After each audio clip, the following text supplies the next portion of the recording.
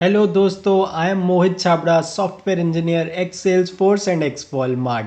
आज की वीडियो में हम चेक करेंगे इन प्लेस एरे ऑपरेशंस के बारे में। लेकिन अगर इससे पहले आपने मेरी एरे की इंट्रोडक्शन रिलेटेड वीडियोस नहीं देखी तो प्लीज़ उन्हें चेक करिए, उससे आपको और ज़्यादा अच्छे से समझ आएगा। चलिए वीडियो पे वापस आते हैं। सबसे पहले समझते हैं कि ये इन प्लेस क्या होता है। देखिए, जब भी आपसे इंटरव्यू में कोई डीएस से रिलेटेड क्वेश्चन पूछा जाता है तो इंटरव्यूअर फोकस करता है कॉम्प्लेक्सिटी पे। तो इंटरव्यूअर आपसे हमेशा पूछता है दो तरह की कॉम्प्लेक्सिटी, एक होती है टाइम कॉम्प्लेक्सिटी और दूसरी होती है स्पेस रिलेटेड कॉम्प्लेक्सिटी। तो हमारा फोकस जो हमेशा होना चाहिए वो ये होना चाहिए कि हमें मिनिमाइज करनी है। बेसिकली आपकी जो कॉम्प्लेक्सिटीज जो आपने निकाली है उसको हमने मिनिमाइज करना है। तो आपको मिनिमाइज करनी है तो उसके लिए आपको सोचना पड़ेगा कि जैसे फॉर एग्जांपल आपको कोई क्वेश्चन दिया, मान लीजिए एरे का, ठीक है। तो आपको एक एरे 1 दिया गया था जिसमें कुछ कुछ इंटीजर टाइप नंबर्स हैं या कुछ भी है मान लीजिए। अब आपको उसमें कुछ ऑपरेशन परफॉर्म करना है, ठीक है। तो आप हो सकता है कि उसके लिए क्या करें कि आप एक और एरे बना दें, ठीक है। जैसे मैंने एक और एरे बना दिया और उसका नाम मैंने रख लो, मान लो एरे 2 कर दिया। और उसके बाद जो भी आपने कहा था कि जो चेंजेस करने हैं वो कुछ भी हो सकता है, वो हम समझते हैं किसी एग्जांपल के थ्रू। पर मान लीजिए कुछ भी ऑपरेशन परफॉर्म करना था वो मैंने एरे 2 में कर दिया, ठीक है। तो अब इससे होगा क्या? तो होगा ये कि जैसे मान लीजिए एरे 1 में n एलिमेंट्स थे, तो अब मैंने एरे 2 भी बना दिया जिसमें n एलिमेंट्स थे। तो इसकी जो आपकी जो स्पेस कॉम्प्लेक्सिटी है वो यहाँ इस केस में हो जाएगी O ऑफ n, करेक्ट। तो और कई बहुत बार ऐसा हो सकता है कि इंटरव्यूअर आपको कह दे कि मुझे ये स्पेस कॉम्प्लेक्सिटी इतनी नहीं चाहिए, मुझे ये मिनिमाइज़ करनी है। तो उसके लिए कई बार आप यूज़ करते हैं इन प्लेस। इन प्लेस का मतलब है कि आप एक नया डेटा स्ट्रक्चर जो है वो आप क्रिएट नहीं करेंगे। जो आपको गिवन डेटा स्ट्रक्चर था, जैसे एरे 1 था, आप उसी में ही मॉडिफिकेशंस करेंगे, उसी में ही चेंजेस करेंगे और फाइनली उसी को ही रिटर्न करेंगे। आप एक नया डेटा स्ट्रक्चर जो है वो नहीं क्रिएट करेंगे। तो जिससे आपकी जो स्पेस कॉम्प्लेक्सिटी है वो O ऑफ n इस केस में नहीं रहेगी और वो कांस्टेंट रहेगी O ऑफ 1। तो बेसिकली हम ट्राई करते हैं इन प्लेस के साथ मिनिमाइज करने की स्पेस कॉम्प्लेक्सिटी को। और इन जनरल अगर आप सेम डेटा स्ट्रक्चर में ही चेंजेस करके उसे आप रिटर्न कर देंगे तो हाई प्रोबेबिलिटी है आप उसको कांस्टेंट यानी कि O ऑफ 1 स्पेस कॉम्प्लेक्सिटी में कर पाएंगे। इसे और समझते हैं कुछ एग्जांपल्स के साथ। तो यहाँ पे ले लिया हमने एक एग्जांपल जहाँ पे एरे दिया गया हमें जिसका नाम एरे 1 है और बेसिकली उसमें इंट टाइप के एलिमेंट्स हैं, वो पॉजिटिव या नेगेटिव कुछ भी हो सकते हैं। हमें करना क्या है कि हमें स्क्वायर करना है उन एलिमेंट्स को जो कि इवन इंडेक्स की पोजीशंस पे प्रेजेंट है। जैसा कि यहाँ पे इवन इंडेक्स पोजीशन है 0, 2, 4, 6। तो इन सबको आपने इनका स्क्वायर कर देना है और फाइनली आपको वो एरे रिटर्न कर देना है।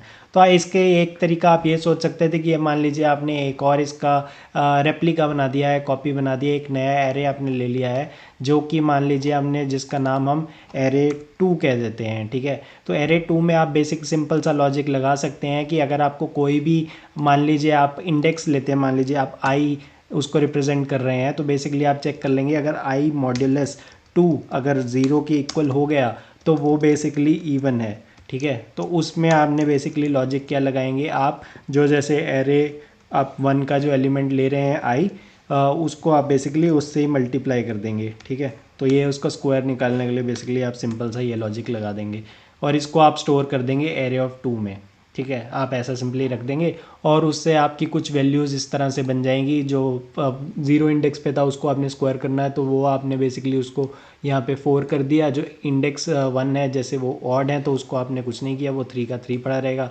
अगेन 2 को आपने स्क्वायर करना है तो -4 इंटू -4 जो हो गया वो आपका 16 हो जाएगा।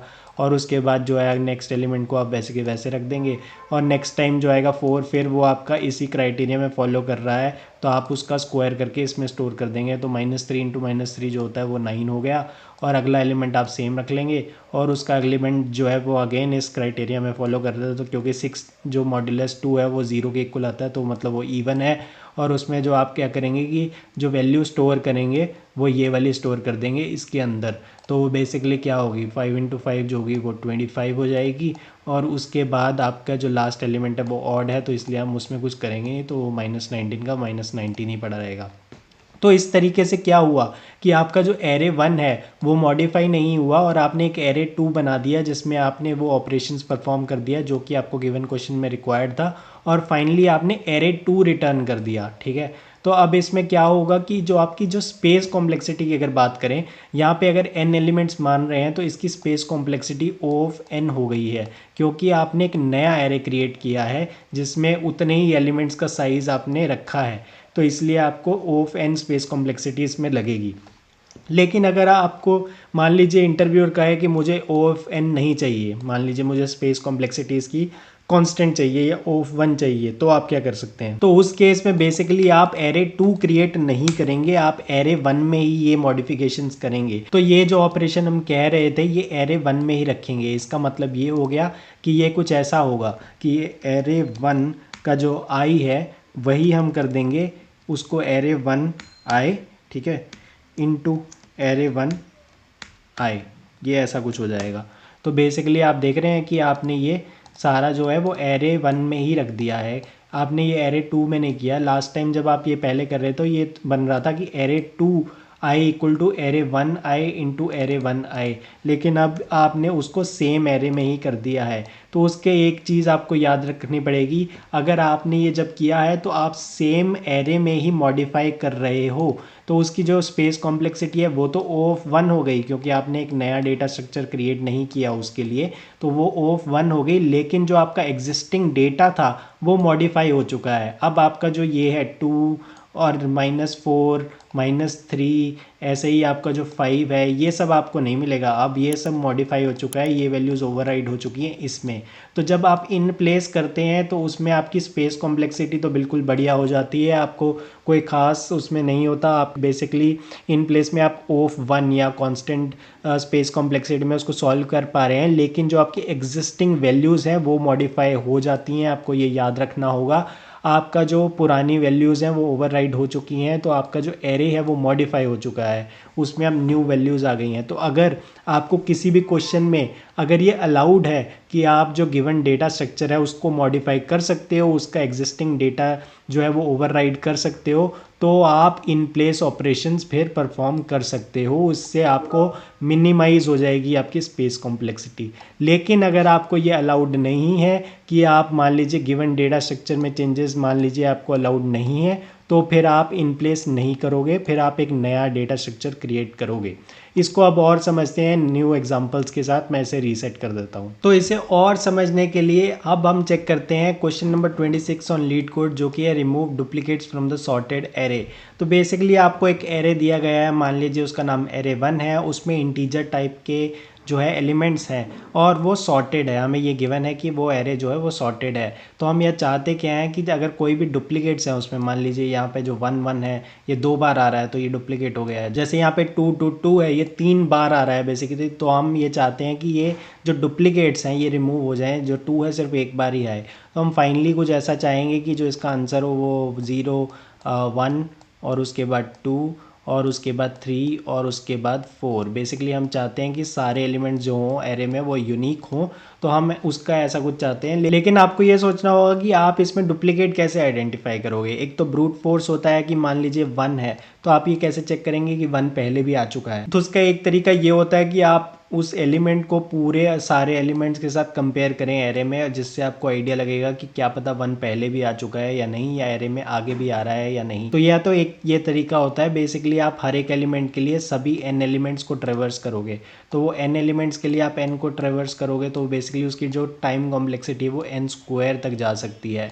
तो आई थिंक पर हम इससे कुछ बेटर अप्रोच कर सकते हैं, क्योंकि हमें यहाँ पे एरे जो है वो सॉर्टेड दिया गया है। जब आपको एरे सॉर्टेड दिया गया है तो बेसिकली आप कोई भी एलिमेंट को वो यूनिक है या नहीं चेक करने के लिए उसके नेबरिंग एलिमेंट्स के साथ चेक कर सकते हो। अगर तो उसके नेबरिंग एलिमेंट्स उसके सेम हुए तो मतलब वो डुप्लीकेट है, पर अगर उसके नेबरिंग एलिमेंट्स अलग हैं तो मतलब वो यूनिक एलिमेंट है। जैसे कि अगर आप 1 को यहाँ पे देखें तो वो अपने नेबरिंग के साथ मैच कर रहा है। जैसे कि अगर आप 3 को देखें तो अगर वो अपने नेबरिंग्स है दोनों से अलग है तो मतलब 3 यूनिक है। यहाँ पे हम ये लॉजिक इसलिए अप्लाई कर पा रहे हैं क्योंकि ये एरे जो हमें गिवन है वो सॉर्टेड है। अगर ये सॉर्टेड ना होता तो हमें कुछ और अप्रोच यूज़ करनी पड़ती, लेकिन यहाँ पे क्योंकि ये सॉर्टेड है तो हम ये डायरेक्टली चेक कर सकते हैं उसके नेबरिंग एलिमेंट के साथ। तो बेसिकली इसमें आप एक अप्रोच ये सोच सकते थे कि आपने एक एरे 2 बना लिया जिसका नाम यहाँ पे मैं इसको चेंज करके एरे 2 कर लेता हूँ, तो वो फर्स्ट एलिमेंट जो होगा वो तो हमेशा यूनिक ही होगा, करेक्ट, क्योंकि वो पहली बार आ रहा है। तो उसको आपने सीधा का सीधा यहाँ पे लिख दिया, 0 को 0 लिख दिया। उसके बाद फर्स्ट इंडेक्स से आप क्या करेंगे, हर बार एरे 1 का जो इंडेक्स है उसको उससे पिछले इंडेक्स से कंपेयर कर लेंगे। जैसे यहाँ पे 1 पड़ा है, उसको 0 से कंपेयर किया, वो अलग है तो बेसिकली वो यूनिक हुआ, तो वो आपने एरे 2 में उसको एंटर कर दिया, 1 डाल दिया। अब यहाँ पे भी आप 2 पे चले गए क्योंकि 1 पे तो आपने एंट्री कर दी है। अब 2 पे जो एलिमेंट है वो एरे 1 का, आप वो फिर से कंपेयर करोगे उसके पिछले वाले से। यहाँ पे 1 और 1 दोनों मैच हो गए हैं तो बेसिकली वो डुप्लीकेट है, तो इसलिए ये वाला एलिमेंट आप इसमें मत डालिए, ठीक है। तो अब आप क्या करेंगे, जो 2 की जगह अब आप 3 पे चले जाएंगे। अब आप 3 पे चले जाएंगे, 3 का एलिमेंट जो है वो 2 इंडेक्स से कंपेयर करेंगे, ठीक है। वो आपने ट्राई किया, यहाँ पे 2 पड़ा है, यहाँ पे 1 पड़ा है, वो दोनों अलग अलग हैं, तो इसलिए आप वो 2 पे बेसिकली एंट्री कर दीजिए, जो भी आपको दिखी वो यूनिक है, करेक्ट। तो आपने एंट्री कर दी। अब आप यहाँ पे पहुँच गए और यहाँ पे आप इसमें पहुँच गए, तो आप इसको कंपेयर करोगे इससे पिछले वाले से, जो कि सेम हो गया है। तो सेम हो गया है तो ये वाली एंट्री आप इसमें मत करिए, आप सिंपली इसको यहीं पड़ा रहने दीजिए और इसका जो इंडेक्स है ये बढ़ा के आप यहाँ पहुँच गए। 2 को आप फिर से कंपेयर करेंगे उससे पिछले एलिमेंट से, जो कि इक्वल हो गया है, इसलिए इसकी भी एंट्री यहाँ पे नहीं होगी। तो अब ये यहीं पे ही पड़ा रहेगा, इसका इंडेक्स यहाँ पे, जबकि आपका जो एरे 1 का इंडेक्स है वो अब 6 पे पहुँच गया। अब जो 3 को है आप वो कंपेयर करोगे 2 के साथ, जो कि सेम नहीं है, इसलिए वो आप इसकी एंट्री यहाँ पे सिंपली कर दो, यहाँ पे 3 आ जाएगा, ठीक है। अब आप 4 पे चले जाओगे और यहाँ पे 7 पे चले जाओगे। 4 को कंपेयर करोगे उसके पिछले एलिमेंट से, जो कि सेम नहीं है, इसलिए आप इसको ऐड कर दोगे यहाँ पे। तो ये कुछ आपका आंसर बन गया, जो हमें चाहिए था वो सेम टू सेम वैसे ही ये बन गया। लेकिन आपको यहाँ पे क्लियरली देखना पड़ेगा, जो हमारी टाइम कॉम्प्लेक्सिटी है वो तो सही हो गई, अब ओ एन स्क्वायर नहीं रही। अब बेसिकली हमने सिर्फ एक बार ही एरे को ट्रेवर्स किया है, तो ओ ऑफ एन ही है इसकी टाइम कॉम्प्लेक्सिटी। लेकिन जो आपकी स्पेस कॉम्प्लेक्सिटी है उसमें भी आपने बेसिकली देखिए सेम नंबर ऑफ एलिमेंट्स का एक नया एरे बना लिया है, तो उसकी स्पेस कॉम्प्लेक्सिटी भी ओ ऑफ एन है, जो कि हम नहीं चाहते, करेक्ट। हम चाहते हैं इसे ऑप्टिमाइज़ करना। तो बेसिकली हम यूज़ करेंगे इन प्लेस ऑपरेशंस का, कि हम एरे 1 को ही मॉडिफाई करेंगे और उसके बाद हम एरे 1 को ही रिटर्न करना चाहते हैं इंस्टेड ऑफ एरे 2। तो अब मैं इसे एक बार रीसेट कर देता हूँ। तो यहाँ पे हमने बेसिकली इन प्लेस करने का ट्राई किया है कि हम सेम नम्स एरे में ही चेंजेस करेंगे, उसे मॉडिफाई करेंगे, और हम एक नया एरे उससे नहीं क्रिएट कर रहे, रिमूव करने के लिए डुप्लीकेट्स को, जिसके कारण इसकी जो स्पेस कॉम्प्लेक्सिटी होगी वो ऑफ 1 होगी। इसका लॉजिक सिंपल सा हमने यही लगाया कि सेम एरे में ही हम चेक कर रहे हैं, और हमने एक पॉइंटर मेंटेन कर लिया है। हम बेसिकली 2 पॉइंटर्स अप्रोच यूज़ कर रहे हैं, जहाँ पे हमने एक पॉइंटर तो है जो सिर्फ आगे बढ़ता ही रहेगा, और दूसरा पॉइंटर रखा है जो कि यूनिक एलिमेंट्स को चेक करता रहेगा, और उसके लिए हमने यूनिक एलिमेंट्स का एक वेरिएबल रख लिया है, जो कि इसमें यूज़ हो रहे हैं 2 पॉइंटर्स अप्रोच, जहाँ पे हम बेसिकली एरे को ही मॉडिफाई कर रहे हैं, उसमें जो ओल्ड डेटा था उसको ओवरराइड करके न्यू डेटा डाल रहे हैं as per the question requirement. अगर आप इसका कंप्लीट अच्छे से अंडरस्टैंडिंग या इसको समझना चाहते हैं तो आप मेरी इस वीडियो को रेफर कर सकते हो, उसमें पूरे डिटेल में इस सॉल्यूशन को समझाया गया है और अप्रोच को समझाया गया है कि हमने ये ऐसा क्यों किया है। लेकिन यहाँ इस वीडियो में हमारा मेन पर्पस था समझना कि इन प्लेस, यहाँ पे आप क्लियरली देख सकते हैं कि हमने एक नया एरे या डेटा स्ट्रक्चर नहीं क्रिएट किया, तो हमने अपनी जो स्पेस कॉम्प्लेक्सिटी है उसको ओ ऑफ एन से अब बेसिकली ओ ऑफ 1 में ला दिया है, जिसके कारण हमारा ये सॉल्यूशन काफ़ी एफिशिएंट और बेटर माना जाएगा। बस आपको ये होना चाहिए, अगर आपका क्वेश्चन में ये अलाउड होना चाहिए कि आप करंट जो डेटा स्ट्रक्चर है उसको मॉडिफाई कर सकते हो, वो मोस्टली अलाउड ही होता है। कई बार बस ये होता है कि आपको करंट डेटा की रिक्वायरमेंट होती है आगे भी। अब मैं इसे रीसेट कर देता हूँ अगले एग्जाम्पल को समझने के लिए। अब इन प्लेस को समझने के लिए एक और एग्जाम्पल देखते हैं, जो कि काफ़ी अच्छा एग्जाम्पल है। यहाँ पे आपको एक इंटीजर एरे दिया गया है जिसका नाम नम्स है, जो कि आप यहाँ पे देख सकते हैं। यहाँ पे हमें इंटीजर्स किसी भी तरह के हो सकते हैं। हमें करना क्या है कि हमें जो इवन इंटीजर्स है वो शुरू में लाने हैं, और जो ऑड इंटीजर्स हैं वो बेसिकली एंड में लेके जाने हैं। तो बेसिकली आप कुछ ऐसा चाहते हैं कि जैसे जो 3 है वो ऑड है वो एंड में आए, और जैसे कुछ 2 है, 4 है, 8 है, 6 है वो स्टार्टिंग में आए। क्वेश्चन में ऑर्डर मैटर नहीं करता, आप किसी भी ऑर्डरिंग में रख सकते हैं जो नंबर्स हैं, लेकिन बस आप ये चाहते हैं कि जो इवन नंबर्स हैं वो पहले आए और ऑड नंबर्स हैं वो बाद में आए। फॉर एग्जाम्पल जो 3 है जैसे वो पीछे जाना चाहिए, तो यहाँ पे कुछ ऐसा हो तो चल जाएगा, जैसे 2, 4, 8 और उसके बाद 6, ये आ गए आपके सारे जो इवन है वो कवर हो गए। उसके बाद आप कुछ भी ऑड जैसे मर्जी रख सकते हैं, जैसे 3 157, तो ऐसा रखेंगे तो ये चल जाएगा। बेसिकली यहाँ पे जो आपके इवन की ऑर्डरिंग है वो मैटर नहीं कर रही, ऑड की मैटरिंग भी ऑर्डर नहीं कर रही, बस मैटर ये कर रहा है कि जो आपके इवन का जो सारे नंबर्स हैं वो पहले आने चाहिए ऑड से। तो ये बेसिकली आपका क्वेश्चन है। तो अब आप इसको सोचिए आप कैसे करेंगे। मैंने इसे रीसेट कर दिया है। तो एक आप सोचिए कि बहुत ही सिंपल हो जाता अगर हम इस पे एक नया एरे क्रिएट कर लेते हैं। मान लीजिए हमने एरे 1 बना दिया है, तो उसमें हम बहुत ही सिंपल सा क्राइटेरिया रख सकते थे कि हम नम्स का एक जो है इंडेक्स पे चलाएंगे स्टार्टिंग से लेके एंड तक, और सिंपली चेक करते जाएंगे कि जो उसका एलिमेंट है वो इवन है या ऑड है। इवन ऑड का लॉजिक आप बहुत ही सिंपल लगा सकते हो कि अगर कोई भी जो नंबर है, जैसे आपने नम्स आई पे चेक करना है, करेक्ट, तो नम्स आई का अगर कोई भी जो नंबर हो गया, जो एलिमेंट हो गया, वो मॉड्यूलस अगर 2 इक्वल टू 0 हो गया तो वो बेसिकली इवन हुआ, करेक्ट। अगर ये नहीं हुआ तो वो ऑड हुआ। तो आप ये सिंपल सा क्राइटेरिया लगाएंगे। जैसे 3 के केस में आप चेक कर लेंगे कि जो 3 है वो मॉड्यूलस 2 0 नहीं होता तो वो ऑड है, ठीक है। तो आप उसको यहाँ पे नहीं डालेंगे, आप 2 पॉइंटर रख लो, एक स्टार्टिंग में और एक एंड में। जो स्टार्टिंग वाला है वो आपका इवन के लिए रख लो, और जो लास्ट वाला है वो ऑड के लिए रख लो, ठीक है ना।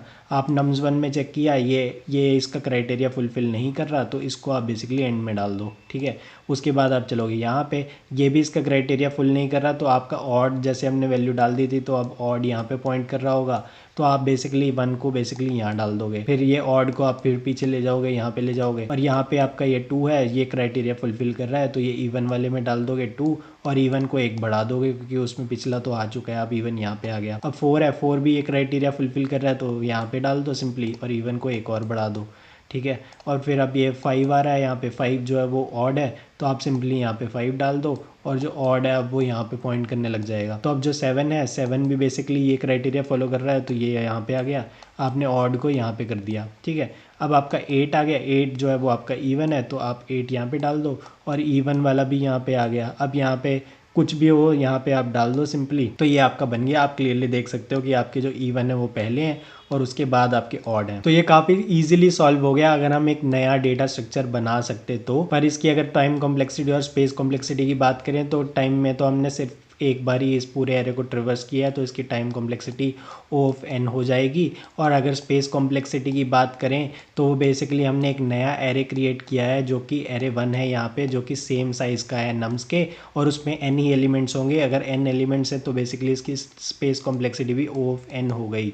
तो अब ये तो बात हो गई नॉर्मली आपने जो किया, लेकिन सोचिए अगर आप इसकी स्पेस कॉम्प्लेक्सिटी जो है O ऑफ n, उसको अगर आप थोड़ा मिनिमाइज़ करना चाहते, इसको थोड़ा इम्प्रूव करना चाहते, तो आप क्या कर सकते थे? तो आप यूज़ कर सकते थे in place approach. Basically array 1 create करने की जगह हम बेसिकली नम्स में ही मॉडिफाई करना चाहें, ताकि हमें एक नया एरे क्रिएट ना करना पड़े, और इसकी जो स्पेस कॉम्प्लेक्सिटी है वो O ऑफ n की जगह O ऑफ 1 हो जाए। तो उसके लिए अब हम देखते हैं हम क्या कर सकते हैं। मैं इसे एक बार रीसेट कर देता हूँ। बेसिकली यहाँ पे अब हम चाहते हैं ये इन प्लेस हो जाए। इसका मतलब है कि हम कोई और डेटा स्ट्रक्चर अब इसमें यूज़ नहीं करना चाहते, हम नम्स को ही मॉडिफाई करना चाहते हैं, और फाइनली बेसिकली नम्स को ही रिटर्न करना चाहते हैं ताकि हमारी स्पेस कॉम्प्लेक्सिटी O ऑफ 1 रहे। तो हम सोचते हैं हम क्या कर सकते हैं। तो बेसिकली इसके लिए आप यूज़ कर लेंगे 2 पॉइंटर्स अप्रोच। 2 पॉइंटर्स ये इसलिए क्योंकि आपको 2 मेंटेन करने हैं, एक इवन के लिए एक ऑड के लिए। तो आप एक वेरिएबल बना लेंगे जो उसको अब मान लीजिए मैं इवन कह देता हूँ, जो स्टार्ट ऑफ द एरे पे होगा, क्योंकि हम चाहते हैं कि सारी इवन स्टार्टिंग में हो। और एक हम बना लेंगे ऑड जो कि पीछे होगा, एंड ऑफ द एरे से स्टार्ट होगा, क्योंकि हम चाहते हैं कि सारे odd numbers at the end में हो एरे के।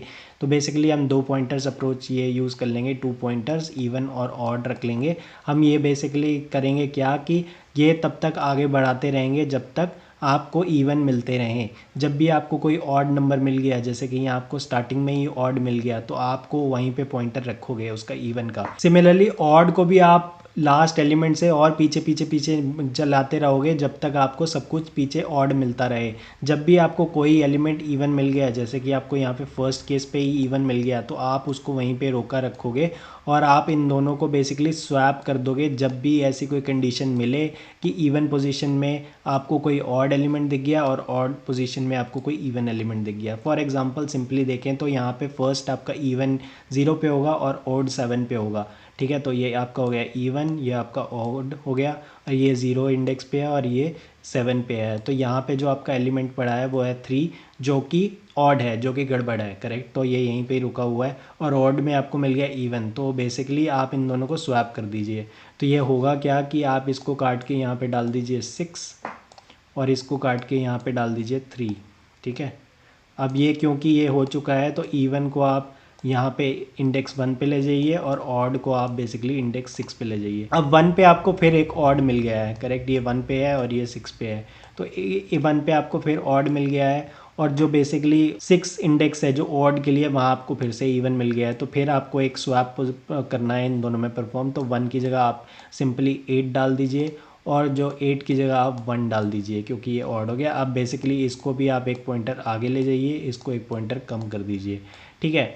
तो जो इवन पोजीशन पे अब आप आए हैं वहाँ पे ऑलरेडी इवन ही पड़ा है, 2 ही पड़ा है, तो हमें और कुछ करने की ज़रूरत नहीं है। तो इवन को एक और बढ़ा दो आप, इवन अब बेसिकली यहाँ पे आ गया। अब यहाँ पे आप देखा यहाँ पे फिर एक और इवन ही पड़ा है, बेसिकली जो 4 है वो तो इवन ही है, हमें तो वही चाहिए। तो स्वैप वगैरह की तो रिक्वायरमेंट ही नहीं है, तो इवन को फिर आप आगे बढ़ा दो, वो ये यहाँ आ गया। अब बेसिकली आप ये यहाँ पे अटक गए क्योंकि यहाँ पे आपको ऑड मिल गया है, ठीक है। तो अब आप क्या करना चाहोगे, जो ऑड है उस पर आप चेक करोगे, ठीक है। ऑड पे बेसिकली ऑड ही पड़ा है, 7 ही पड़ा है, तो हमें तो कोई प्रॉब्लम है ही नहीं उससे। तो ऑड को भी आप एक कम करके यहाँ पे ले आएंगे। अब बेसिकली आपका इवन और ऑड एक ही पोजीशन पे आ चुके हैं, करेक्ट। तो इसके बाद आपको कुछ करने की ज़रूरत नहीं है क्योंकि आप किसको ही स्वैप करोगे, इसको खुद से ही स्वैप करोगे तो उसका तो मतलब ही नहीं है। जो आपका एरे यहाँ पे है नम्स, बेसिकली आपने उसको ओरिजिनल एरे से मॉडिफाई करके आपने कुछ ऐसा बना दिया है जहाँ पे पहला एलिमेंट आ गया है 6, सेकेंड एलिमेंट आ गया आपका 8, थर्ड वही का वही पड़ा है 2, फोर्थ एलिमेंट जो है आपका वो मतलब थर्ड इंडेक्स पे वो सेम टू सेम वही पड़ा है आपका 4,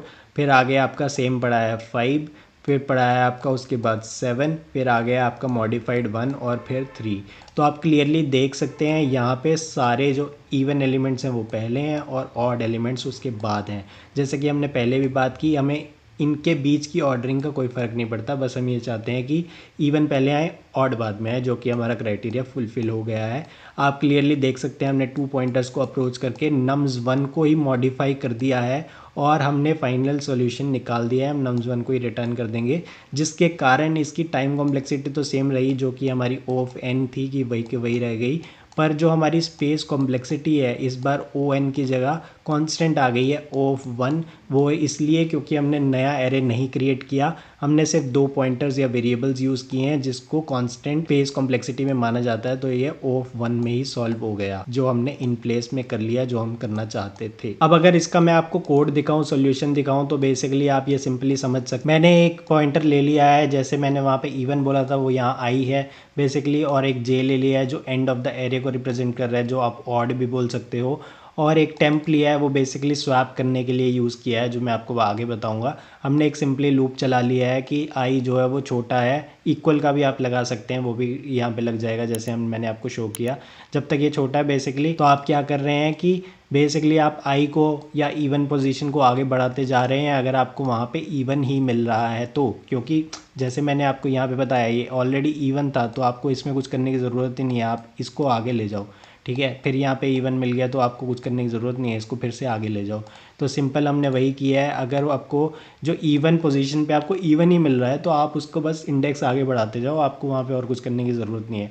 सिमिलरली अगर आपको ऑड में भी ऑड ही मिल रहा है तो आप सिंपली उसको पीछे पीछे लेते जाओ, जो हमने यहाँ पे किया है। यहाँ पे आप क्लियरली देख सकते हैं कि 5th इंडेक्स पे हमको ऑलरेडी जो है ऑड ही मिल रहा था, तो हमने उसको और पीछे ही कर दिया और कुछ नहीं किया हमने। अब इसके बाद हमने सिंपल सा लॉजिक ये लगाया है कि हम ऐसी पोजीशन में पहुंच चुके हैं जहां पे आपका जो है कि इवन पोजीशन पे ऑड पड़ा है और ऑड पोजीशन पे इवन पड़ा है, तो सिंपली हमने उसको स्वैप कर दिया। ये स्वैप का लॉजिक है और सिर्फ बेसिकली ही हमने एक टेम्प वेरिएबल अलग से लिया था ताकि हम 2 एलिमेंट्स को स्वैप कर पाएँ। आप क्लियरली देख सकते हैं नम्स आई को मैंने नम्स जे कर दिया और नम्स जे को जो टेम्प कर दिया है जिसमें नम्स आई की पुरानी वैल्यू पड़ी थी, और उसके बाद हमने दोनों इंडेक्सेस को कम कर दिया जो हमने पहले केस में देखा था। यहाँ पे हमने इन 2 एलिमेंट्स को स्वैप किया था और इसके बाद इनका काउंट एक एक चेंज कर दिया था, इसको बढ़ा दिया था और इसको कम कर दिया था। तो सेम चीज़ हमने यहाँ की है और फाइनली हमने नम्स ही रिटर्न किया है। जो मेन पॉइंट आपको मैं समझाने की कोशिश कर रहा हूँ कि हमने एक नया डेटा स्ट्रक्चर क्रिएट नहीं किया, नया एरे नहीं बनाया, हमने सेम नम्स को ही रिटर्न कर दिया है जिसके कारण इसकी जो स्पेस कॉम्प्लेक्सिटी होगी जब आप इसको सबमिट करके देखेंगे, तो जैसे कि हमारे सारे टेस्ट केस पास हो रहे हैं, जब हम स्पेस कॉम्प्लेक्सिटी की बात करें तो O(1) होगा, आप देखना। तो यहाँ पे आप देखें तो देखिए क्लियरली O(1) है जो कि कांस्टेंट है। तो बेसिकली हमने इसको इन प्लेस किया है जो कि हमारा मेन मोटिव था, ऑब्जेक्टिव था। आई होप आपको ये क्लियर हुआ होगा। जो ये सॉल्यूशन है इसमें हमने सिंपल वही लॉजिक अप्लाई किया है जो हमने अभी यहाँ पे डिस्कस किया। अब मैं इसको रीसेट कर देता हूँ। चलिए अब एक नया क्वेश्चन देखते हैं इन प्लेस को और अच्छे से समझने के लिए। यहाँ पे आपको दिया गया है कि इंटीजर एरे जिसका नाम नम्स है, जो कि आप यहाँ पे देख सकते हैं, और आपको एक इंटीजर वैल्यू दी गई है जिसका नाम वैल रखा गया है। आपको रिमूव करना है सारे अकरेंसेस वैल के नम्स में से, लेकिन एक वर्ड ध्यान से पढ़िए, बोला गया है इन प्लेस। इन प्लेस का मतलब आप एक नया एरे यहाँ पे क्रिएट नहीं कर सकते। ये चीज़ परफॉर्म करने के लिए आपको सेम एरे में ही ये ऑपरेशन परफॉर्म करना है, जो कि हम अब तक समझने की कोशिश कर रहे हैं कि इन प्लेस कैसे करना है ऑपरेशन परफॉर्म। तो मान लीजिए यहाँ पे वैल जो आपको दी गई है वो 2 है, तो इसका मतलब ये है कि अगर 2 वैल्यू अगर आपको इस एरे में दिख रही है तो आपको उससे रिमूव करनी है। तो इसका मतलब ये है कि जहाँ जहाँ आपको 2 दिख रहा है, जो कि यहाँ पे है, यहाँ पे है और उसके अलावा यहाँ पे है, अब इसको हटाना है और इसकी जगह बेसिकली दूसरे एलिमेंट्स को इससे रिप्लेस कर देना है। तो यहाँ पे आप 3 डाल दीजिए, यहाँ पे आप 0 डाल दीजिए, यहाँ पे 4 डाल दीजिए, और उसके बाद कुछ भी हो इससे फ़र्क नहीं पड़ता है। तो ये मेन है कि आप 2 को रिमूव कर देना चाहते हैं, आप यहाँ से जो आगे हैं उसकी अकरेंस हटा देना चाहते हैं, पीछे कुछ भी पड़ी रहे डिफ़ॉल्ट वैल्यू या कुछ भी पड़ी रहे, आप बेसिकली आगे ये चाहते हैं। तो आपके जो अदर एलिमेंट्स थे वो आपने उनको आगे डाल दिया है, ये आप क्लियरली देख सकते हैं, मैंने यहाँ पे कर दिया है। तो अब आप सोचिए ये कैसे करेंगे। सिंपल अप्रोच थी कि अगर आप एक नया एरे बना पाते फिर तो बहुत ही सिंपल था। उसमें आपने देख लिया नम्स ऑफ आई अगर 2 के इक्वल या मतलब वैल के इक्वल नहीं है तो सिंपली डाल दो, यहाँ पे 0 यहाँ पे 1, ये इक्वल आ गया तो यहाँ पे मत डालो, ये जे यहीं पे पड़ा रहेगा, आई को बढ़ाते रहो, ये यहाँ चला गया फिर से मत डालो, 3 आ गया। अब जो 3 है वो 2 के इक्वल नहीं है तो यहाँ पे 3 डाल देते, फिर यहाँ पे 0 डाल देते, यहाँ पे 4 डाल देते, और आगे कुछ भी होता तो फ़र्क नहीं पड़ता। ये नए एरे से बनाना तो बहुत ही आसान था और अपना काम भी बन जाता। लेकिन क्वेश्चन में बोल दिया है यार इन प्लेस तो नया एरे तो नहीं बना सकते, तो ये अप्रोच तो बिल्कुल ही काटा कर दो। तो इसको मैं रीसेट मारता हूँ। तो अब सोचिए इसके अलावा अब आप क्या कर सकते हैं कि आपको करंट एरे एलिमेंट में ही चेंजेस करने हैं। तो आप इसके लिए बेसिकली 2 पॉइंटर अप्रोच यूज़ कर सकते हैं, जैसे कि हमने पहले भी किया हुआ है। तो बेसिकली हम क्या करना चाहते हैं कि एक हम रखेंगे जो एक तो इंडेक्स होगा जो आगे आगे बढ़ता जाएगा, जैसे आप एरे में ट्रैवर्स करने के लिए आई को यूज़ करते हैं, लेकिन एक पॉइंटर आप रखेंगे जे का जो आपको इंडेक्स को ट्रैक करेगा कि जहाँ पे आपको दिख गया कि 2 एलिमेंट आ गया है वहाँ पे आपको रिप्लेस करना है। तो वो रिप्लेस इंडेक्स एक तरह से बोल दीजिए, जैसे स्टार्टिंग में आपका आई और जे दोनों यहाँ पे थे, ठीक है, पर यहाँ पे क्या हुआ कि ये तो ठीक है ये 2 तो नहीं है, तो आगे दोनों बढ़ गए, आई भी यहाँ पहुँच गया, जे भी यहाँ पहुँच गया, फिर ये भी ठीक है ये 1 है, उसके बाद आई भी यहाँ पहुँच गया, जे भी यहाँ पहुँच गया। अब प्रॉब्लम क्या है कि यहाँ पे तो 2 मिल गया जो कि वैल के साथ मैच कर गया, यहाँ पे प्रॉब्लम है। तो आई तो आगे बढ़ता ही रहेगा, लेकिन जे आपका ट्रैक कर रहा है ऐसा इंडेक्स जहाँ पे वैल्यू रिप्लेस की जा सकती है। तो बेसिकली आई अब यहाँ पे पहुँच गया, दोबारा ये चेक करेगा, ये 2 था जो कि प्रॉब्लम होगी, वैल के इक्वल है, तो कुछ नहीं, आई तो आगे बढ़ता ही रहेगा। अब यहाँ पे आपको एक एलिमेंट ऐसा मिला जो कि वैल के इक्वल नहीं है, तो वो जे इंडेक्स पे थी जो पड़ा था हमारा, उसको वहाँ पे वो ओवरराइड कर देगा। तो जे इंडेक्स हमने यहाँ रखा हुआ था, तो यहाँ पे आप सिंपली 3 डाल दोगे, तो ये 2 को हटा देगा, यहाँ पे 3 आ जाएगा, और जे को फिर आप प्लस प्लस कर दोगे, जे यहाँ पे आ गया, आई तो हमेशा प्लस प्लस हो ही रहा है।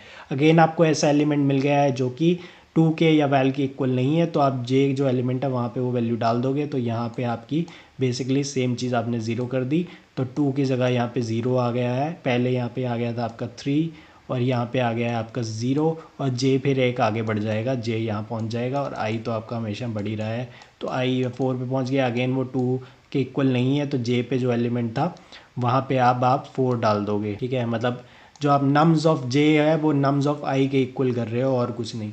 और उसके बाद आपको फिर से वो मिल गया है, तो वो आप इसको रिप्लेस करने की ज़रूरत नहीं है, आगे कुछ भी पड़ रहा है, तो आप बेसिकली यहाँ पे 304 आप डाल चुके हैं। अब अगर कोड की बात करें तो यहाँ पे हमने सिंपल वही किया है, जैसे हमने एक एलिमेंट या वेरिएबल हमने रख लिया है जो कि नॉन वैल है, यानी कि जो ऐसा इंडेक्स जे को बेसिकली ट्रैक कर रहा है जहाँ पे वैल्यू के इक्वल नहीं होना चाहिए एलिमेंट, तो मैंने उसका नाम नॉन वैल रख दिया है। और हमने सिंपली एक लूप चलाया आई, जो मैंने आपको बताया, हमने एक अदर पॉइंटर रखा है 2 पॉइंटर अप्रोच में ही, जो कि पूरा आगे चलता रहेगा। और हमने सिंपल लॉजिक लगा दिया है कि अगर जो है वो जो एलिमेंट की वैल्यू वैल के इक्वल नहीं है, तो हमने सिंपल वही कर दिया कि जो norms of non well equal to norms आई, या जैसे मैंने आपको पहले कहा नम्स ऑफ जे कर दिया आपने नम्स ऑफ आई, मतलब रिप्लेस कर दी या ओवरराइड कर दी उसी एरे में ही वैल्यू, और फिर आपने जे या नॉन वैल को प्लस प्लस कर दिया।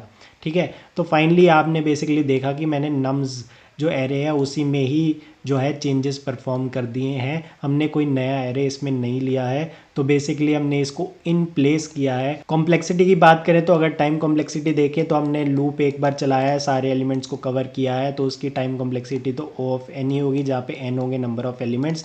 लेकिन हमारा इस वीडियो में सारा फोकस है स्पेस कॉम्प्लेक्सिटी की तरफ। इन प्लेस यहाँ पे हमने किया है इन प्लेस, नया एरे नहीं क्रिएट किया है, तो इसकी जो स्पेस कॉम्प्लेक्सिटी होगी वो होगी कॉन्स्टेंट, जो कि होगी O ऑफ 1।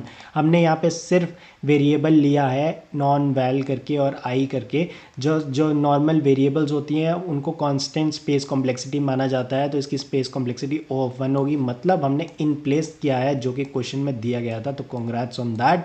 अगर आपको इसका सॉल्यूशन प्रॉब्लम अच्छे से समझना है तो मेरी इस वीडियो को रेफर करो, मैंने उसमें पूरे डिटेल में समझाया गया है कि ये हमने कैसे लॉजिक लिखा, तो आपको उससे बहुत क्लैरिटी मिलेगी। Refer to my video. I hope आपको इन प्लेस का समझ आ गया होगा। मतलब बेसिकली हमने करना क्या है कि नया डेटा स्ट्रक्चर नहीं यूज़ करना, नई आपको डीएस नहीं बनाना है, आपको जो गिवन डेटा स्ट्रक्चर है उसी में ही चेंजेस करनी है। हमने यहाँ पे एरे के रिलेटेड समझा था कि अगर आपको कोई एरे दिया गया है तो हम उसी में ही वैल्यूज़ को ओवरराइड कर रहे हैं, उसी गिवन एरे को मॉडिफाई कर रहे हैं और नया एरे क्रिएट नहीं कर रहे, जिसके कारण हमारी स्पेस कॉम्प्लेक्सिटी काफ़ी मिनिमाइज हो जाएगी और उसे एफिशिएंट सॉल्यूशन कहा जाएगा। तो बहुत सारे आपको ऐसे क्वेश्चंस इंटरव्यू में मिल जाएंगे जहाँ पे आपको मेंशन्ड होगा कि आपको इन प्लेस करना है, या फिर आपको इंटरव्यूअर खुद से बोल देगा कि आप स्पेस एक्स्ट्रा मत यूज़ करो। उसका मतलब यही है कि आप इन प्लेस करो, यानी कि गिवन डीएस में ही आपको चेंजेस करना है। तो मोस्ट ऑफ द क्वेश्चंस में आपको ट्राई यही करना चाहिए कि अगर पॉसिबल है तो आपको इन प्लेस ही करना चाहिए, क्योंकि उसमें आपकी स्पेस कॉम्प्लेक्सिटी मिनिमाइज होगी और आपका सॉल्यूशन एफिशिएंट बनेगा। लेकिन अगर किसी क्वेश्चन में अगर आपको जो गिवन जो डेटा स्ट्रक्चर है उसकी वैल्यूज या एलिमेंट्स आपको रिक्वायर्ड हैं, तो हो सकता है आप उस केस में इन प्लेस ना कर पाओ। तो उस केस में आपको कई बार टाइम कॉम्प्लेक्सिटी को कम करने के लिए अलग से स्पेस भी यूज कर लेते हो, उसमें कोई प्रॉब्लम नहीं है। लेकिन अगर किसी क्वेश्चन में आपकी स्पेस कॉम्प्लेक्सिटी बढ़ाने से अगर आपकी टाइम कॉम्प्लेक्सिटी कम नहीं हो रही, तो आपको एक्स्ट्रा स्पेस यूज़ बिल्कुल भी नहीं करना चाहिए। अगर आपकी टाइम कॉम्प्लेक्सिटी उतनी की उतनी ही रह रही है, तो आपको मैक्सिमम टाइम यही ट्राई करना चाहिए कि आप सॉल्यूशन जो है वो इन प्लेस कर पाओ, यानी कि विदाउट यूजिंग एक्स्ट्रा स्पेस। आई होप आपको इससे कुछ समझ आया होगा। अगर आपके कोई भी डाउट्स हैं तो कमेंट सेक्शन में जाके कमेंट करो, I will be very happy to help. All right then, this is Mohit Chhabra signing off. Subscribe to the channel and thanks for watching. See you in the next video of data structures and algorithms.